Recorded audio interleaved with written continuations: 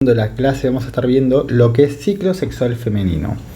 Tiene un par de características este tema, vamos a decir, como conceptos generales para, digamos, si viene una paciente, para estar viendo, digamos, más que nada ya los parámetros básicos. A ver, primero, ¿cuánto dura el ciclo ese que tiene diferentes partes? Vamos a decir que tiene el día 0, el día 28 del final y el día 14 del medio, que es el día de la ovulación. Vamos a escribir así, pues si no parece un 0. 28 días estoy diciéndote entonces como respuesta. Bueno, sí, pero si una paciente viene y me dice, yo tengo un ciclo de... Aclaro esto, yo aclaro todo en ejercicios con pacientes. ¿Por qué? Porque la verdad es que ustedes están estudiando esto para atender pacientes el día de mañana. Entonces que quede como un concepto suelto no me sirve. El por qué vemos esto. Viene una paciente, viene Mariela, no sé, por inventar un nombre, y me dice, tengo un ciclo de 30 días. ¿Le tengo que decir, estás enferma? No. ¿Por qué? Porque justamente, bueno, primero tengo que tener tacto con ella. Y aparte de eso, de que no está mal. Vos tenés un ciclo que es más o menos 7 días, como dice acá. Entonces, si viene una paciente con un ciclo de 21 días o una paciente con un ciclo de 35 días, siguen ambas estando dentro de los parámetros normales.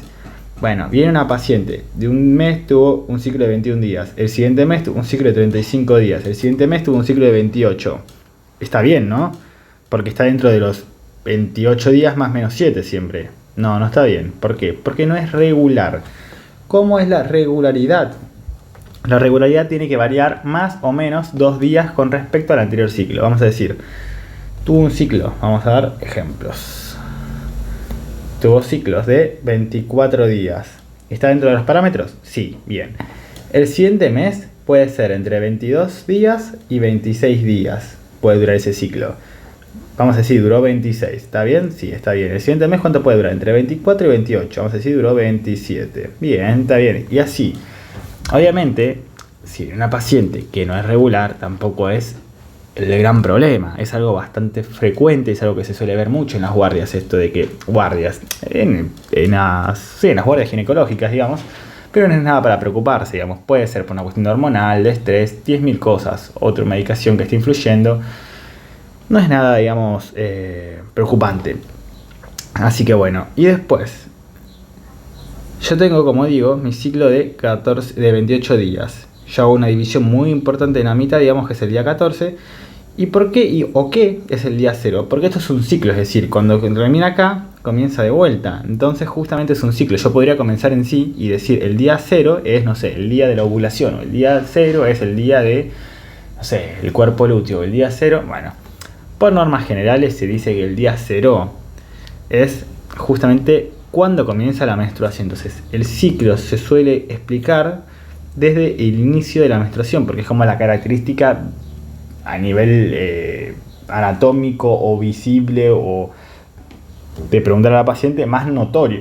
Porque yo no le puedo decir a la paciente, che, ¿cuándo estás en etapa proliferativa? ¿Cuándo estás en etapa secretora? ¿Cuándo ovulaste? La paciente no me va a responder ninguna de esas.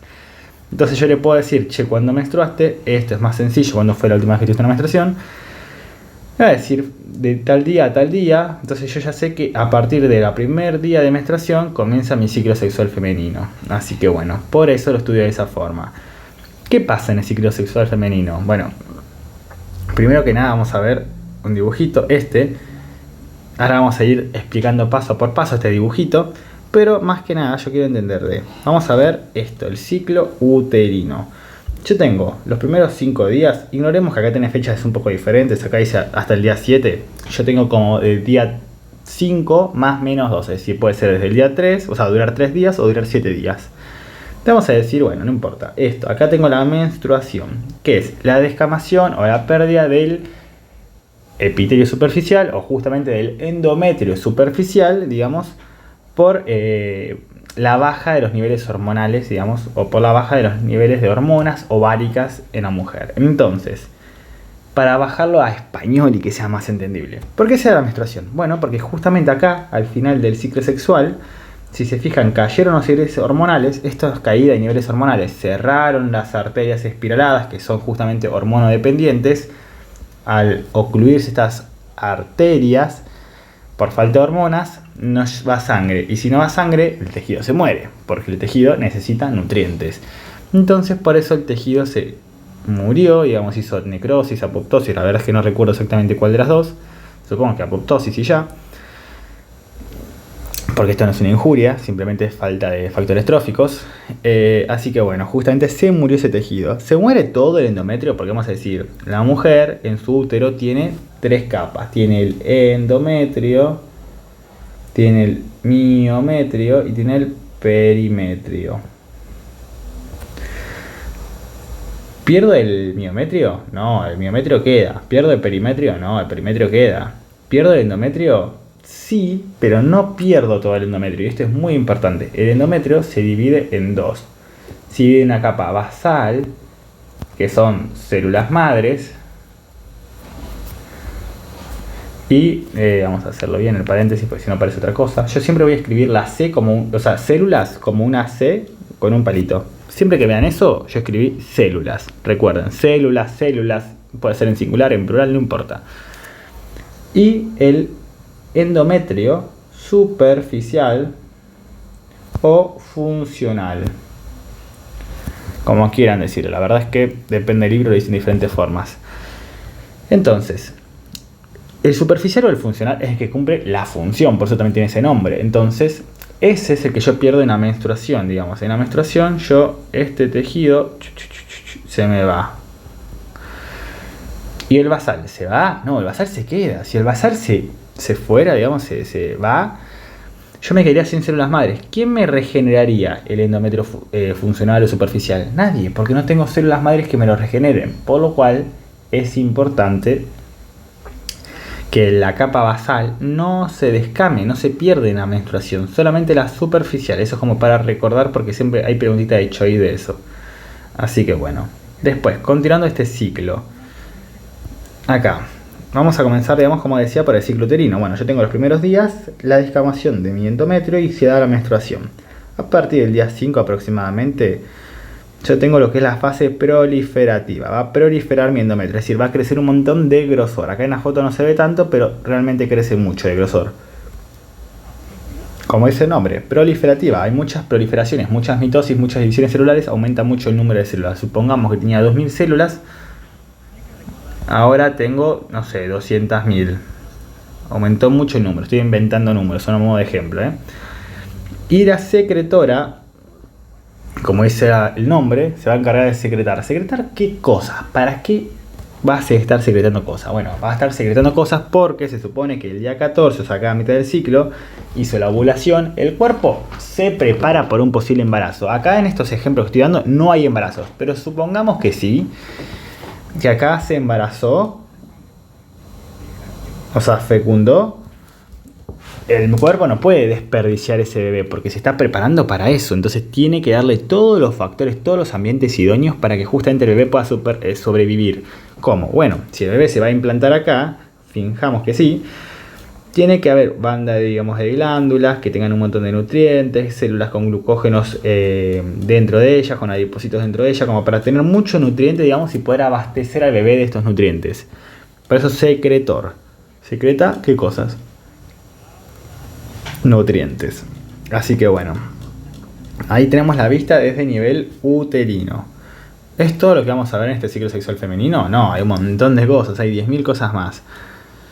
Vamos a estar viendo lo que es ahora a nivel de hormonas. Yo tengo lo que es el eje hipotálamo hipofisario gonadal, es decir, tengo el hipotálamo que me libera GnRH, hormona liberadora de gonadotrofinas. Lo vuelvo a repetir porque ya hablo rápido. Hormona liberadora de gonadotropinas. Y estas van en realidad, dice 2 flechas, no deberían ser 2 flechas, debería ser una. Va a la adenohipófisis. Y en la adenohipófisis libera 2 hormonas. Libera lo que es la FSH y libera lo que es la LH. Y estas van a lo que es el ovario y liberan progesterona y estrógeno.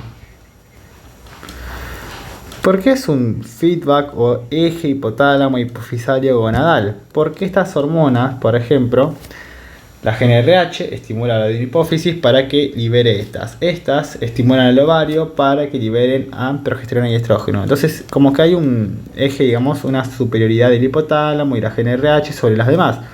Pero es un feedback, una retroalimentación, porque el estrógeno puede ir, por ejemplo, a la hipófisis e inhibir a esta para que no libere justamente, digamos, FSH y LH, o también puede ir al hipotálamo para que no libere GnRH, entonces cortar el ciclo acá, etcétera. Entonces hay como una retroalimentación según las cantidades. Hay mucho estrógeno, porque este ciclo está andando mucho, él mismo se va a encargar, digamos, de controlar el ciclo a niveles más altos, digamos, a niveles más altos de este eje. O sea, hay hipotálamo, adeno, hipófisis, etcétera.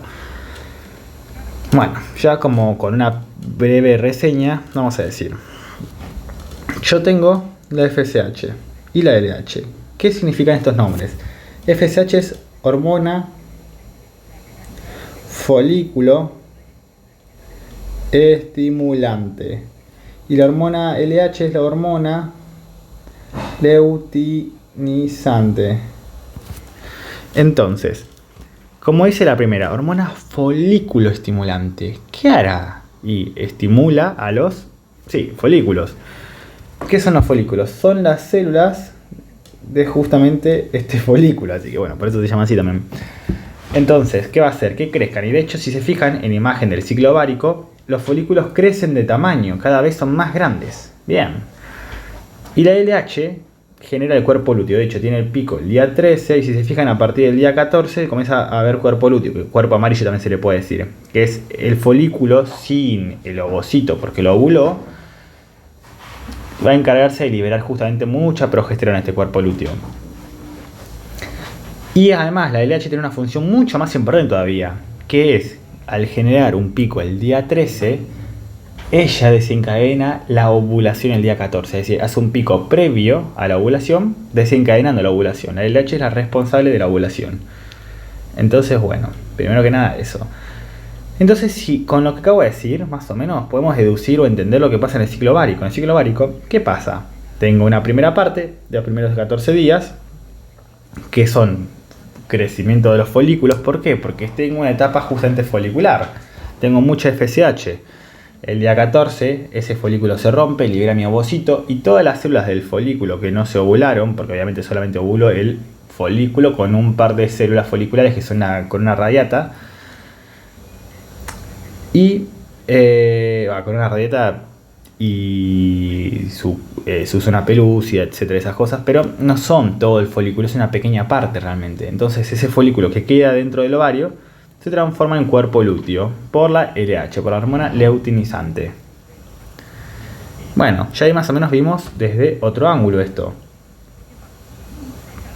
Entonces, ahora, ¿qué pasa a nivel del ovario, pero a nivel hormonal? Estrógeno y progesterona.